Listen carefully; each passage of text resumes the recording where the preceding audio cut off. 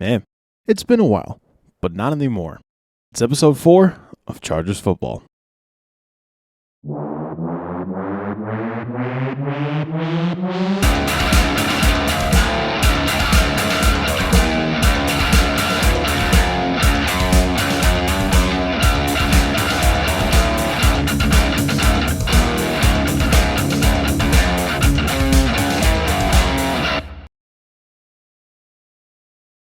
2011 and 2012 were just miserable years to be a Chargers fan. Actually, it must be miserable to be a Chargers fan anyway, but those 2 years featured magnum opus chargering. There's at least a key difference between the two, though. If the 2011 Chargers were able to win just one of those easily winnable games that they had lost in the most Bolts way possible, they would have won the AFC West that year. But in 2012, there was no shot of them winning the division. For the second straight year, they started 3-1, and again for the second straight year, they collapsed in the months of October and November. They lost 5 of their next 6 games, only winning one of them because the 2-14 Chiefs were playing at preschool levels of football that year. Thanks to the Broncos signing Peyton Manning that offseason, the Chargers' division hopes were pretty much sent to a watery grave. However, there was some slim hope for a wild card spot at 4-6. They were 2 games behind the 6-seed Steelers, a team they would go on to beat later in the season, and the 5-5 Bengals. San Diego had not faced these teams yet, so eventually they would get the opportunity they needed to gain ground in the wild card race. They just needed to defeat the 2nd-seed Baltimore Ravens. The Ravens cruised to an 8-2 start in 2012. They weren't as spectacular as their record, but they were in the top 10 for points scored, points allowed, and point differential.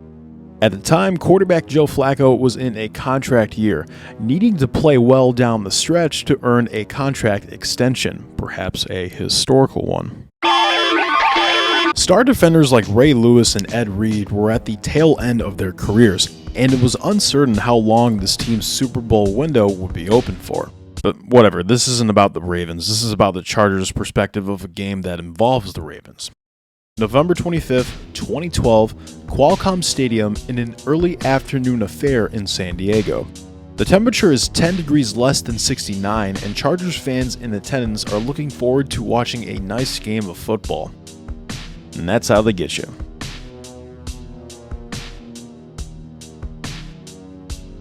Both teams proceed to do absolutely nothing on the combined first 6 drives.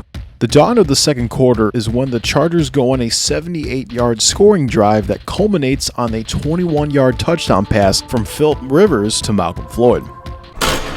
On the next Baltimore drive, the Chargers are able to hold 3 Ray Rice runs and force a punt. San Diego then tacked on 3 more points to jump to a 10-0 lead, which led to an onslaught of points from the Chargers and Ravens to close out the first half.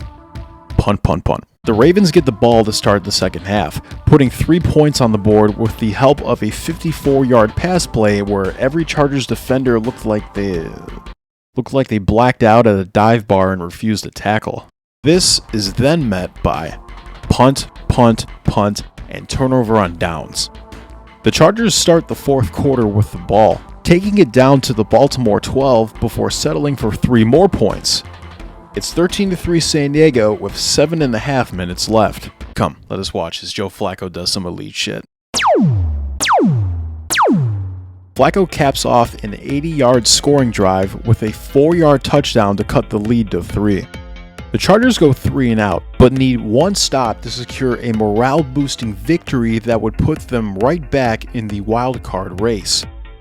What happens next should not be seen or believed.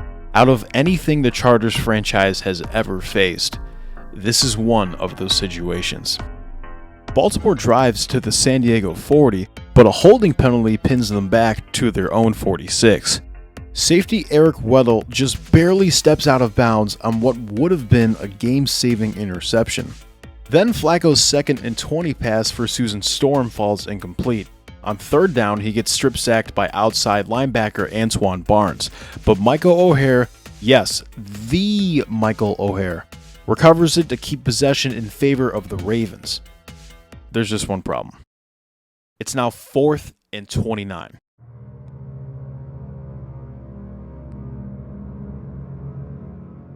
This is not possible. This won't happen. Are you kidding me? A 4th and 29? You shouldn't even call a play. Just chuck up a prayer and hope someone catches it. Fortunately for the Ravens, Flacco is well known for his deep passing ability. If anyone's got the arm to convert a first down, it's him. So tell me something.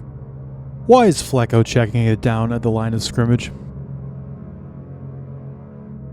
This is one of the craziest decisions I've ever seen from a quarterback. I can understand trying to get the ball off as quickly as possible to avoid a sack, thus resulting in a turnover on downs, and yeah, that's what Flacco was doing here.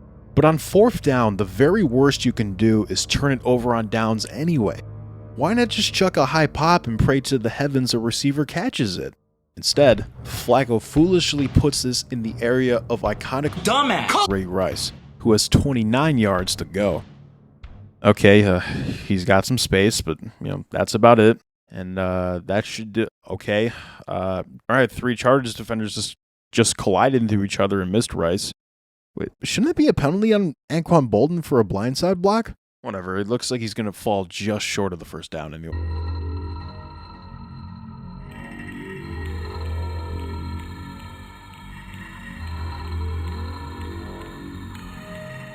The Chargers are a miracle. I would like to stress this again, because this feels like one of those obvious Madden glitches that got past testing. The Ravens had a 4th and 29 and converted a first down out of it. That's bullshit, even for the Chargers. But to be fair, if a cursed play hasn't happened yet, they'll find a way to invent it. So Flacco, as we just said, fired a check down from Los Angeles when the first down was located in San Diego. Remember when I mentioned that block from Bolden that if under the surveillance of today's officiating standards would be called as a penalty on Baltimore and thus negate the play's outcome? Yeah, it doesn't matter when you have 3 guys that can practically end the game by tackling Rice just to whiff. All 3 of them whiffed! You had your shot to stop the drive. You had your shot to get the ball back to kill some clock. But the only clock killed was the hourglass of Chargers fans. Pro Football Reference's data on this topic goes back to 1994, and there have been 10 conversions on 4th and 26 or longer. One of those 10 occurred as time expired in the first half without any points scored, so we're just going to count 9 of them. And not only that, we are going to watch all 9 of these plays right now. September 18th, 1994, Bucks and Saints. The Bucks convert a 4th and 27 on a 28-yard bomb down the sideline from quarterback Craig Erickson to Willie Green. The Bucks would end up losing to the Saints on this god-awful missed field goal. September 15th, 1996, Dolphins-Jets. The Dolphins defense has the Jets in a 4th and 29 scenario when Neil O'Donnell launches a prayer to the end zone caught by Keyshawn Johnson for the score. The Jets ended up losing this game 36-27. November 7th, 1999, Rams-Lions. The Lions face a 4th and 26 when Gus Frerotte launches a piss missile to Jermaine Correll for 57 yards. September 23rd, 2001. The Bills convert a 4th and 34 on a garbage time 40-yard touchdown bomb against the Colts. November 11th, 2003. Pulling up one of the wildest comebacks in league history, the Ravens converted a 4th and 28 down 31-21 with 2 minutes left on this 41-yard tip drill bomb. January 11th, 2004, wild card round. It's the famous 4th and 26 play where the Eagles convert against the Packers defense thanks to Donovan McNabb finding Freddie Mitchell for 28. 8 years pass. September 13th, 2012. The Packers convert a 4th and 26 against the Bears on a fake field goal for the 27-yard touchdown. November 29th, 2020. Hey look, it's our Chargers!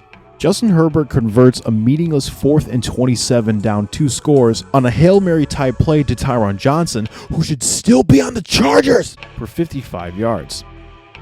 And then there's 4th and 29, the second longest 4th down conversion in NFL history. Notice anything different about this play from the other 8 plays? This one's the only check down. The others were deep bombs. Actually, the Packers' fake field goal was a short toss, but hey, that's different. This is without a doubt the most impossible 4th down conversion in NFL history. And of course, it happened to the Chargers. You know the song and dance by now. The Ravens kick a field goal and win it immediately in overtime. Except, this is a bit different. No, Baltimore doesn't just win this game. They make the Chargers suffer by letting them live at half-death. If they want this merciful loss, they're going to have to work for it. The Chargers' first drive of overtime ends at their 48 after Denario Alexander, who the fuck is Denario Alexander, can't secure a first down conversion. The Chargers eventually force a punt just for Phillip Rivers to target Alexander again for a failed third down conversion. I swear to God, who the fuck? On the next drive, the Ravens get 2 first downs. Then on a 3rd and 10 from midfield, Flacco finds Torrey Smith on a back shoulder cannon for 31 yards. The pressure is on for the Ravens to kick the game-winning 38-yard field goal. Then you realize their kicker is Justin Tucker, and the game ends in a stunning 16-13 Ravens victory.